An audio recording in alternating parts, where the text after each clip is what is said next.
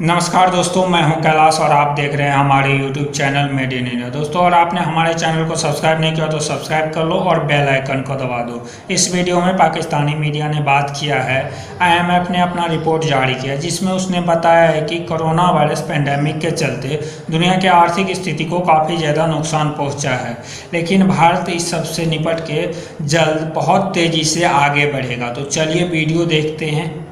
चीन और भारत के मुतालिक ये कहा जा सकता है, क्या कहा गया है IMF ने कि उनकी ग्रोथ जो है वो मुस्बित रहेगी और खासी ज्यादा रहेगी और आलमी औसत से ज्यादा रहेगी। थे और पाकिस्तान के बारे में गालियां दे के इस 22 करोड़ लोगों की तजलील करके इस 22 करोड़ लोगों के अवाम को बुरा भला कह के वापस चले जाते। और मैं जब वहां जाता था, अब पाकिस्तान जाते हैं 20 साल बाद जाते हैं, ओ भाई तुम होने वाला है। इस मुल्क में दुनिया की मैशियत तबाह हो गई।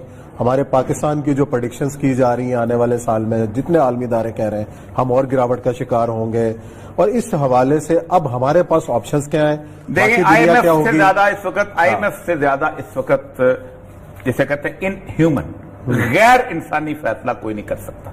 तब 22 करोड़ 23 करोड़ बंदों में से आपको पूरे पाकिस्तान के अंदर 1000 ईमानदार बंदा नहीं मिल सकता। 1000 क्लस्टर बनते हैं ना। कोरोना के अंदर अगर किसी शख्स का कद बुलंद हुआ है तो मुराद अली शाह है। बेशक खान साहब अपनी खातून को समझाएं कि पढ़ के आया करें। लोगों को आजमाते हैं, उनको खौफ से, भूख से, बीमारी से, फलां। जब उनको मुसीबत आती है, खुद मजाक को आया है, शर्म आनी चाहिए तुम्हें। खान साहब को अपने मशीरों का लेता था। एक बंदा ट्वीट पे राजून कहता है और आप लोगों को एक बलात्कारी शुरू हो गई हुई है इस मुल्क के अंदर। सरेंडर है। इसीलिए हम कहते हैं कि जो आपने बंदे भर्ती किए हैं ना, वो लोग हैं कि जिनको कुछ पता नहीं, ना इस मुल्क का पता है, ना इस दीन का पता है, ना इस मामले का पता है। मुझे गुस्सा आ जाता है, लेकिन इसलिए नहीं, पढ़ने से कुछ नहीं आता।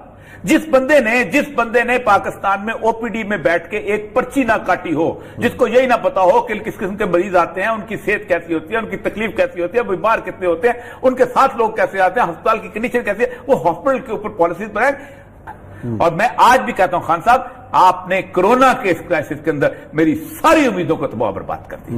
IMF ने कहा है कि हम उन मुल्कों को कोरोना की वजह से रिलीफ दे रहे हैं। ये 25 मुल्कों की लिस्ट में लेकर आता हूं। ये कोरोना के आखिरी 50 मुल्कों में आते हैं जहां भी शुरू जहां भी 4, 5, 3, 2 केसेस हैं। Afghanistan, Benin, Burkina Faso, Central African Republic, Chad, Comoros, Congo, Gambia, Guinea Bissau, Haiti, Liberia, Madagascar, Malawi, Mali, Mozambique, Nepal, Niger, Rwanda, Sierra Leone, Solomon, Tajikistan, Togo, Yemen, टोमी, साइपी।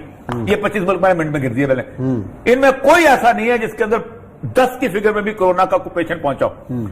जहां कोरोना है वहां आप कुछ नहीं कर रहे, पर कोरोना में पाकिस्तान आता है, पाकिस्तान में ईरान आता है। हाँ, ईरान को नहीं, ईरान की कोई रिलैक्स नहीं हो रही उसके। अच्छा, नहीं हो रही। टर्की आता है और इस तरह के मुल्क कुछ आते हैं, नहीं होती। हमारे साथ शायद हसन सदीकी साहब मौजूद है लाइन पर। उसका रास्ता क्या है इस सूरत हाल के अंदर? हम किस तरीके से अपने दोबारा को पांव पे खड़े हो सकते हैं? कोई बचत का रास्ता हमारे लिए क्या निकल सकता है? देखिए, अल्लाह ताला किसी के ऊपर भी इतना बोझ नहीं डालता जिससे उसको उठाने की सकत ना हो। बेशक। दूसरी बात यह है कि अगर इसी कोरोना वायरस के बाद चीन और भारत के मुतालिक ये कहा जा सकता है, क्या कहा गया है IMF ने कि उनकी ग्रोथ जो है वो मुस्बित रहेगी और खासी ज्यादा रहेगी और आलमी औसत से ज्यादा रहेगी। सवाल सिर्फ ये पैदा होता है कि हम क्यों माइनस में जा रहे हैं। तो मैं जो समझा हूँ वो ये है कि एक तो कोरोना वायरस की आड़ में हुकूमत ने ये सोच लिया है कि जितनी नाकामियां उनकी गलत पॉलिसी की वजह से हैं उनको आप कोरोना वायरस के खाते में डाल दें और ये 3 साल इसी में गुजार देंगे कि देखिए जनाब ये तो तबाही आ गई थी। दूसरी बात जो अफसोसनाक और शर्मनाक है कि जो इक़्तिसादी पैकेज दिए गए हैं उसमें वडेरा शाही कल्चर बिल्कुल वाज़ेह है। उसमें ताकतवर तबकों को नवाजा गया है, गलत कार्यों में मुलव्विस लोगों को नवाजा गया है और अवाम के लिए बहुत मुख्तसर। ये गिन भी दीजिएगा, ये पैकेज गिन भी दीजिएगा शायद किस किस को दिए गए ताकि वजाहत हो लोगों को।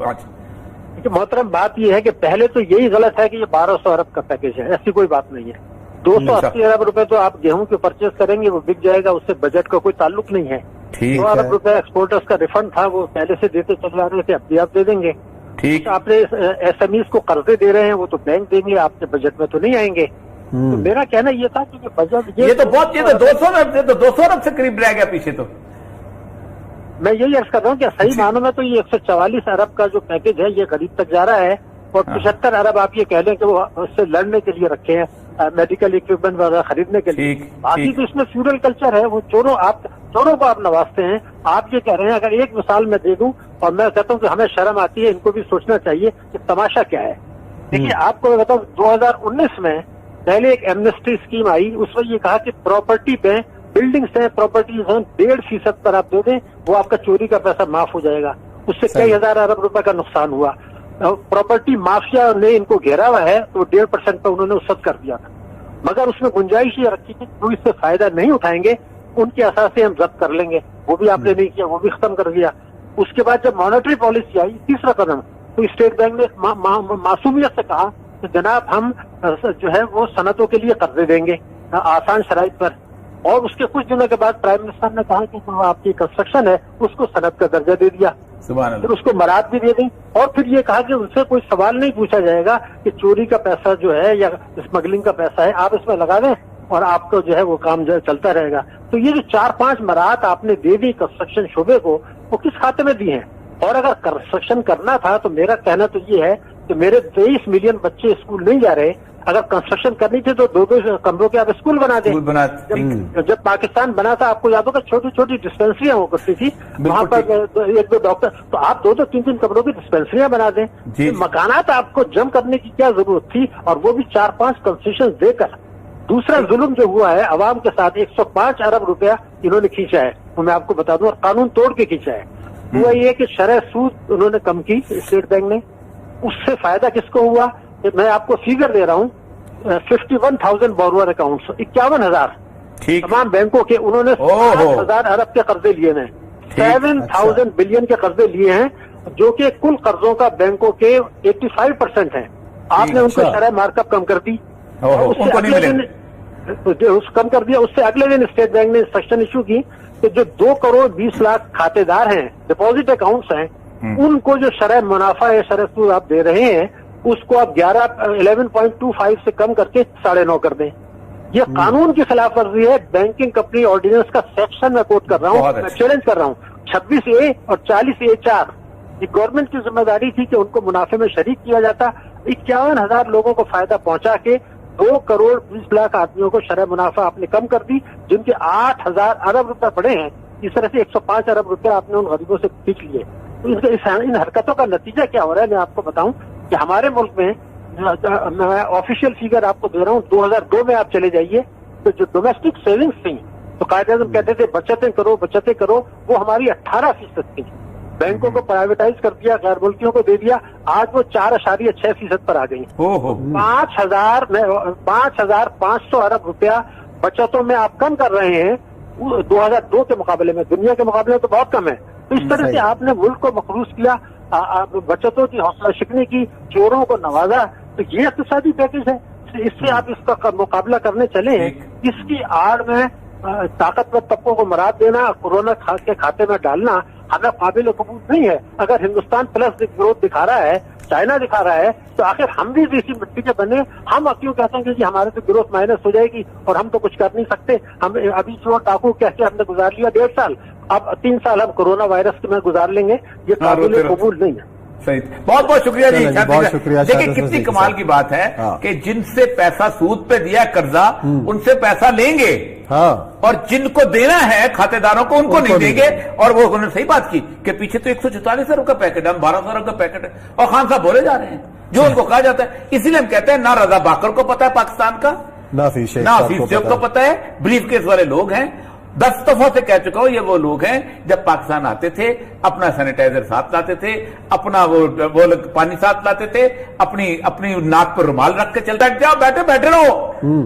खान साहब ने उन सारों को उठा के पाकिस्तान के सर पे खड़ा कर। चले, अल्लाह ताला खैर करे जी। दोस्तों, देखा आपने जैसे कि पाकिस्तान की हालत पहले से ही बहुत ख़राब है, लेकिन कोरोना वायरस पेंडेमिक आने के बाद उसकी हालत बिल्कुल ही ख़राब हो चुका है। और वहीं भारत के बारे में बताया जा रहा है कि भारत इस सब से निपट के काफ़ी तेज़ी से आगे बढ़ेगा।